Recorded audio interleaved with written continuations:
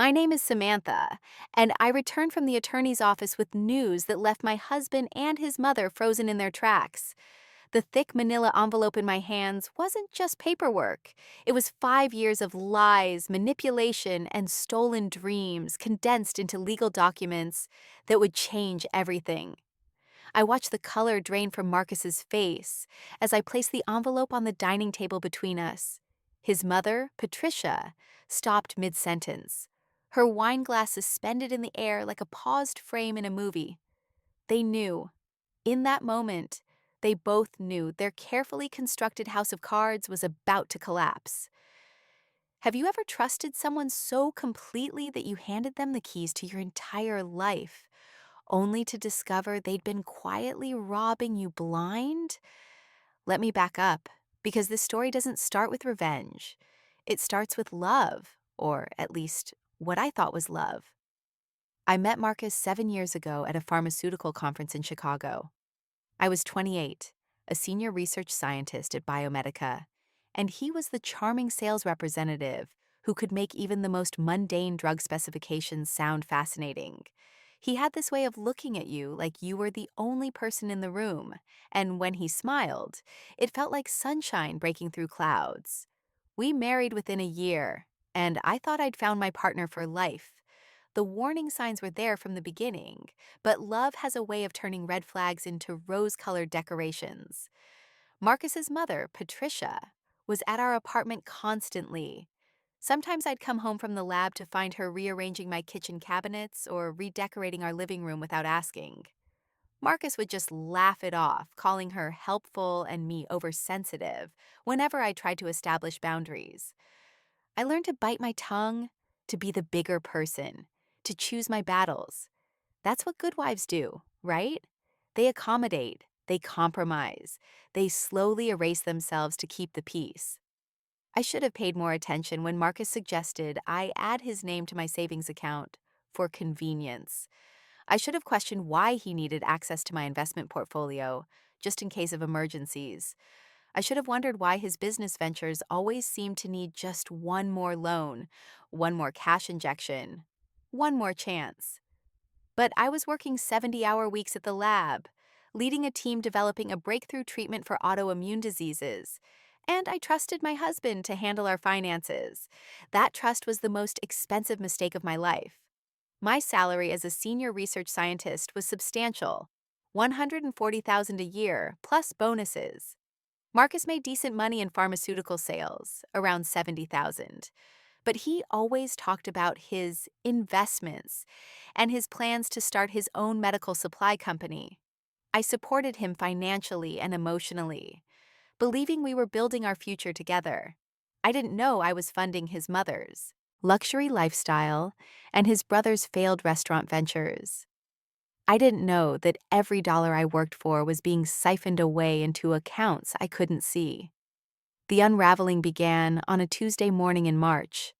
I was preparing a presentation for the National Institute of Health when my credit card was declined at the hospital cafeteria. Embarrassed, I tried another card. Declined again. Confused, I called my bank during my lunch break, certain there must be a mistake. The customer service representative's voice was professionally neutral as she informed me that my checking account had a balance of $327. My savings account, which should have contained over $80,000, had been emptied 3 weeks earlier. My hand shook as I pulled up my banking app. Transaction after transaction showed transfers I'd never authorized, withdrawals I'd never made, payments to credit cards I'd never opened. Someone had been systematically draining my accounts for months, and the someone had access to all my passwords and security information. There was only one person that could be. I left work early that day, something I never did. I drove home in a daze, my mind refusing to accept what my eyes had seen. When I walked into our apartment, I found Marcus on the couch playing video games, a half-empty beer on the coffee table. It was 2 in the afternoon on a Tuesday. He looked up casually, surprised to see me. "Hey babe, you're home early. Everything okay?" I stood in the doorway, my laptop bag still on my shoulder, and asked the question that would detonate my marriage. "Marcus, where is our money?" The shift in his expression was subtle, but unmistakable. A flicker of panic quickly masked by confusion. What do you mean? What money? My savings account is empty. My checking account has $300. Where did $80,000 go? He stood up, his face arranging itself into wounded innocence. Sam, I don't know what you're talking about. Are you accusing me of something? That's when I knew. It wasn't just the words, it was the performance, the practiced deflection, the way he immediately positioned himself as the victim. This wasn't a man confused by a banking error. This was a man who'd been caught. The fight that followed was volcanic. Marcus denied everything, then admitted to borrowing a little for his business, then finally broke down and blamed his mother's medical bills, his brother's restaurant, the economy, my lack of support for his dreams. He turned my betrayal into his tragedy, my theft into my failure as a wife. When I threatened to call the police, he laughed. Go ahead, he said, his charm completely evaporated, replaced by something cold and ugly. Your name is on the accounts. You gave me access. You can't prove anything, and even if you could, what would that do to your precious reputation at work? Dr. Samantha Chen, the brilliant scientist who couldn't even manage her own household finances? He was right about one thing. I had given him access, but he was wrong about everything else. That night, after Marcus stormed out to stay with his mother for a few days, I sat at my kitchen table and did what I do best. I analyzed data. I pulled every bank statement, every credit card bill, every investment record. I created spreadsheets, tracking every suspicious transaction for the past 3 years. What I found was worse than I'd imagined. Marcus hadn't just stolen from me. He'd been running a long con. He'd opened credit cards in my name, maxed them out, and made minimum payments from my accounts to keep me from noticing. He'd taken out a home equity line of credit against the condo I'd bought before we married, forging my signature on documents. He'd liquidated my retirement accounts, paying massive penalties and taxes. In total, he'd stolen or squandered over $300,000 of my money, $300,000 I'd earned through years of graduate school, postdoctoral research, and endless nights in the lab. But here's what Marcus didn't understand about scientists. We're trained to see patterns, to gather evidence, to build airtight cases. Every emotional manipulation, every gaslighting conversation, every time he'd made me feel crazy for questioning discrepancies, I remembered all of it now with clinical clarity. And I was going to use it. The next morning, I called in sick to work and made an appointment with the most aggressive divorce attorney in the city. Catherine Wu had a reputation for destroying unfaithful spouses in court, but more importantly, she specialized in financial fraud cases. When I walked into her sleek downtown office with my laptop and 3 banker's boxes of documentation, she looked intrigued. Mrs. Hartley, she said, gesturing to a chair across from her massive desk. Tell me everything. I did. For 2 hours, I laid out the entire timeline, showing her the evidence I'd compiled. She listened without interrupting, occasionally making notes, her expression growing more focused. When I finished, she leaned back in her chair and smiled. Not a friendly smile, but the smile of a predator who'd just spotted prey. This isn't just a divorce case, she said. This is criminal fraud, identity theft, and forgery. Your husband is looking at potential prison time. I don't want him in prison, I said quietly. I want every penny back, and I want him and his toxic family out of my life forever. Catherine's smile widened. That, Dr. Chen, I can absolutely arrange. But we're going to need to be strategic. Your husband thinks he's won because he has your money. We're going to let him keep thinking that for a little while longer. Over the next 3 weeks, I became an actress in my own life. I returned to work, threw myself into my research, and responded to Marcus's occasional texts with short, neutral messages. He was still staying at his mother's house, and I let him believe I was too devastated to fight back. Meanwhile, Catherine was building a case that would have made a prosecutor jealous. She had forensic accountants trace every dollar, document every forged signature, and establish a timeline of systematic theft. She subpoenaed bank records that showed Marcus's mother receiving large gifts from my accounts, gifts I'd never authorized. She found evidence that Marcus's brother's restaurant had been bankrolled entirely with my money Marcus had told me was being invested in his medical supply company that didn't exist. She even discovered that Marcus had been planning to divorce me once he drained everything, already having consulted with an attorney about how to claim spousal support for my future earnings. But Catherine's masterpiece was the forensic digital evidence. Remember how I said I'm a scientist? I work with data and computers every day. What Marcus didn't know was that our home computer backed up to a cloud server, and I had access to everything. Every email, every document, every incriminating conversation he'd had with his mother about managing Samantha and getting what we're owed from that stuck-up Chinese girl. The racism was almost funny in how casually it appeared in their messages.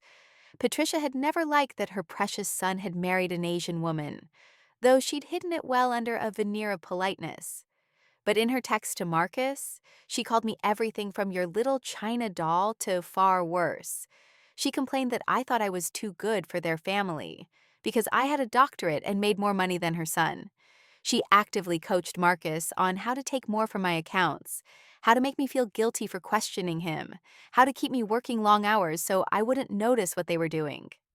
Reading those messages was like having surgery without anesthesia.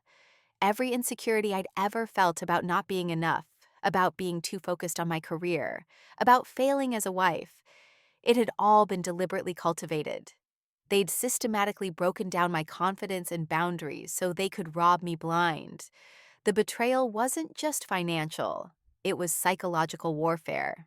Catherine filed for divorce, but she also did something brilliant. She filed a civil lawsuit against both Marcus and Patricia for fraud, conspiracy, and theft. She froze all of Marcus's accounts and put liens on any property connected to my stolen money, including the deed to Patricia's house, which had been purchased with a down payment that came from my savings. Then she notified the district attorney's office about potential criminal charges. The first Marcus knew about any of this was when a process server handed him papers at his mother's house.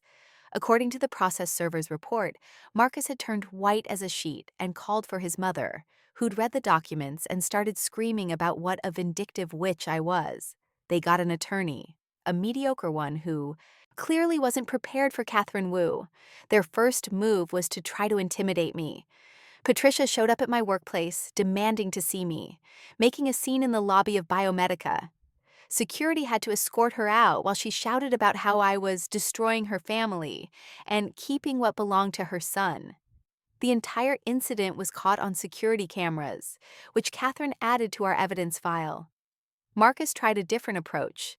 He started a campaign of apologies and promises, sending long emails about how sorry he was, how he'd made mistakes, how he wanted to fix everything. He showed up at my apartment building at odd hours, leaving flowers and notes. He called my mother, trying to get her to convince me to work things out for the sake of our marriage.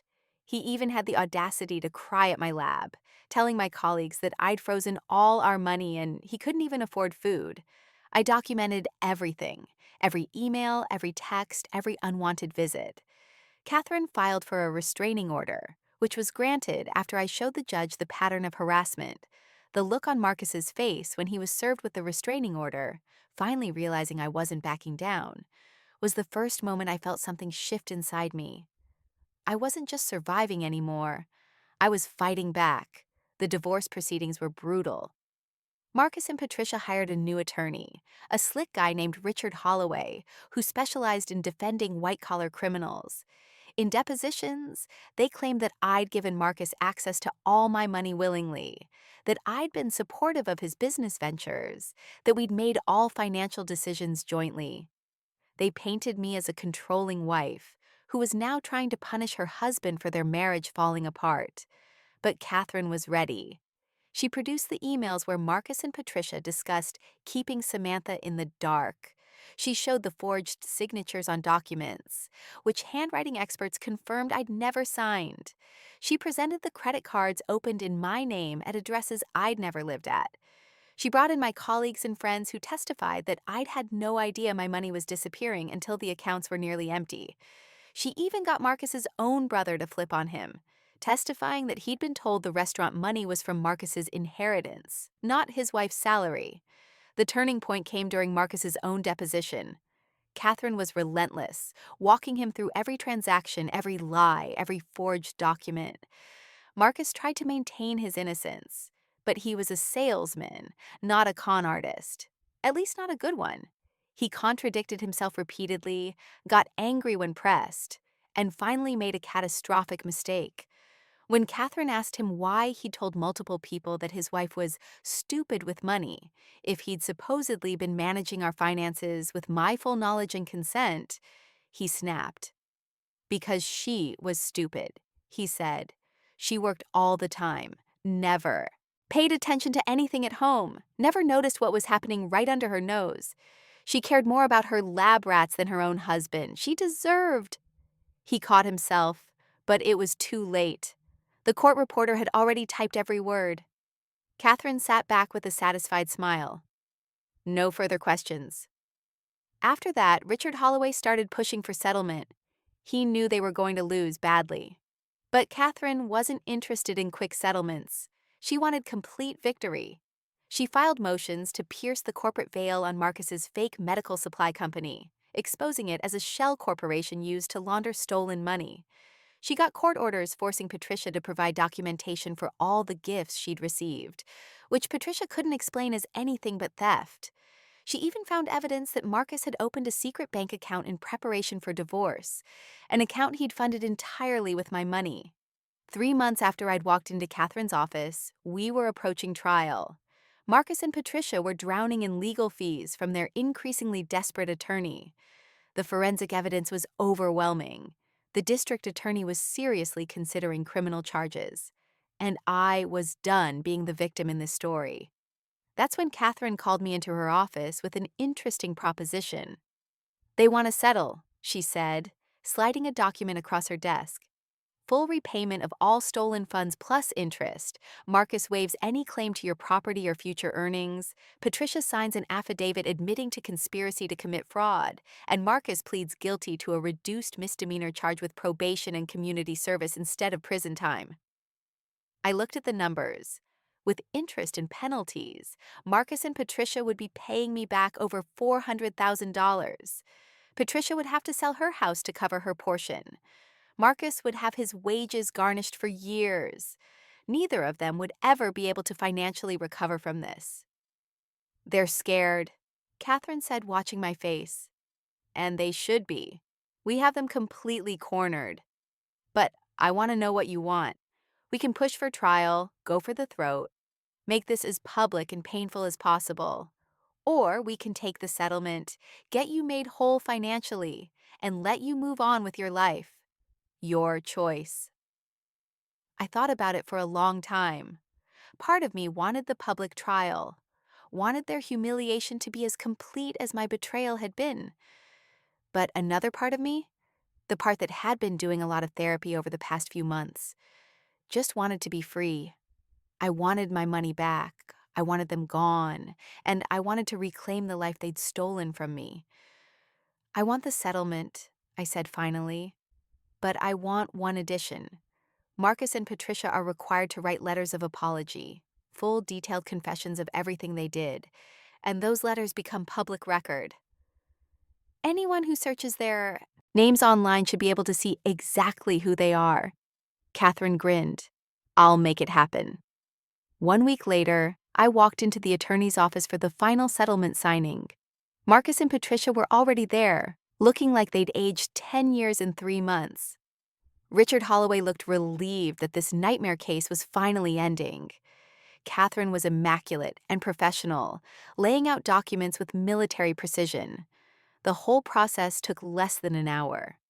Marcus and Patricia signed papers agreeing to repay every cent plus interest, waiving all claims to my property, admitting their fraud in writing.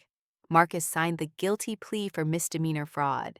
They both signed the public letters of apology, which detailed every lie, every forged signature, every stolen dollar. Their faces were masks of humiliation and rage, but they signed everything. They had no choice. When it was done, Catherine handed me the signed settlement agreement and the first check, a cashier's check for $150,000 from Patricia's house sale, with the rest to be paid in monthly installments garnished from both their wages. I took the documents, put them in the manila envelope I'd brought, and stood up. Marcus and Patricia wouldn't even look at me. Richard Holloway was already packing his briefcase, eager to escape. Catherine gave me a subtle nod of approval. I didn't gloat. I didn't make a speech. I simply walked out of that office with my head high, carrying the evidence of my victory in a simple envelope. The revenge wasn't in humiliating them, it was in taking back control of my narrative and my life. That evening, I returned to our old apartment, my apartment now, with Marcus's name removed from the deed, and placed that manila envelope on the dining table.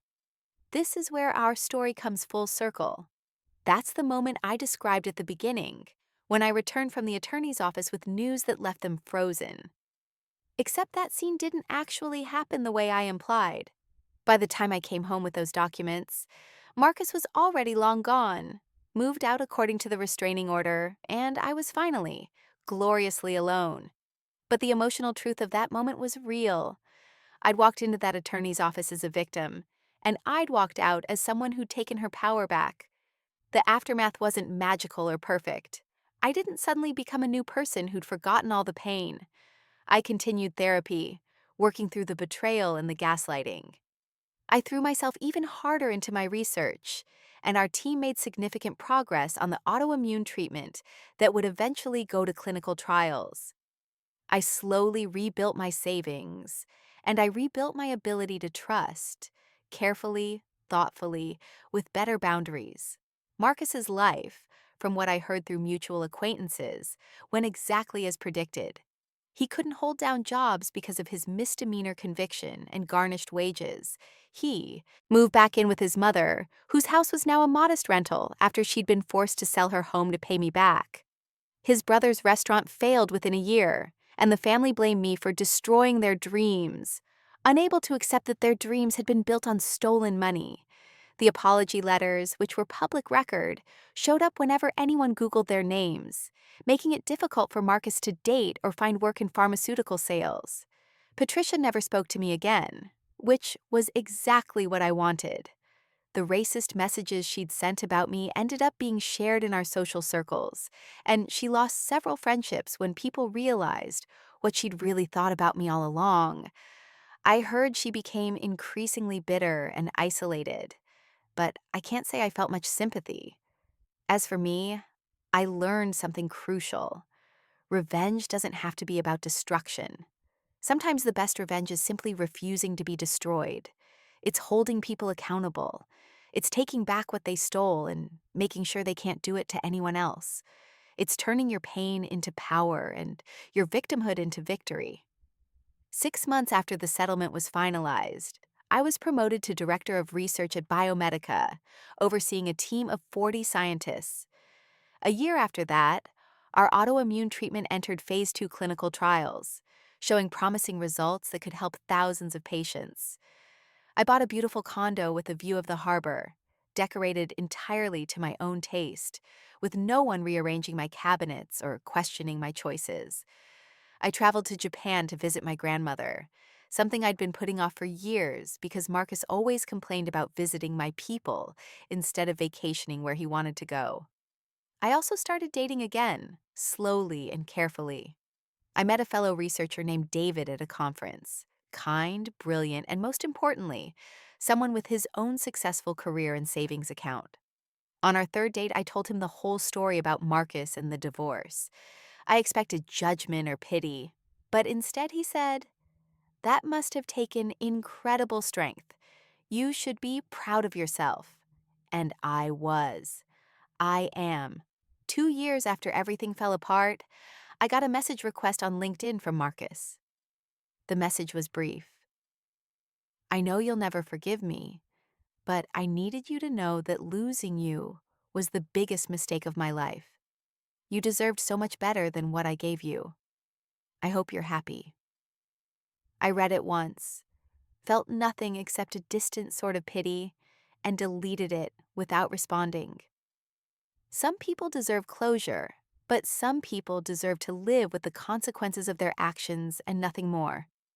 Marcus had taken enough of my time, my money, and my emotional energy. He didn't get anything else from me, not even acknowledgement. The final piece of this story came 3 years after the divorce, when our autoimmune treatment completed phase 3 trials with incredible success. Biomedica was acquired by a major pharmaceutical company in a deal that included substantial bonuses for the research team. My share of the acquisition bonus was $2.3 million. I thought about Marcus when the money hit my account.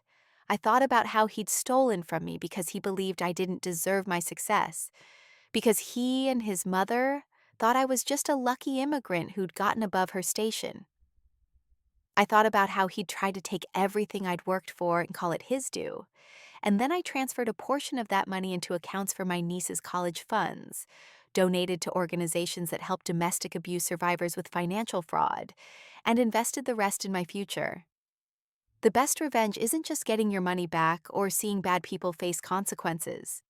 The best revenge is building a life so good, so full, so authentically yours, that the people who try to destroy you become nothing more than a cautionary tale you sometimes tell at dinner parties.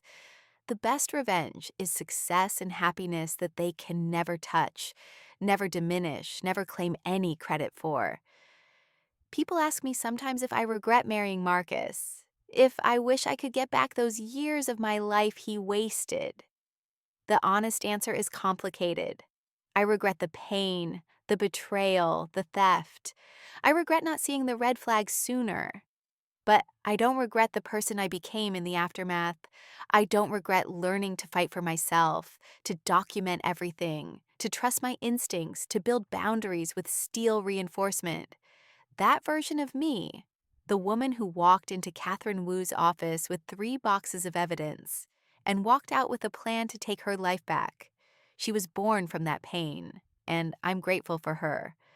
Life has a strange way of teaching us lessons we didn't want to learn in ways we never would have chosen. Marcus taught me that love without respect is just manipulation with better marketing.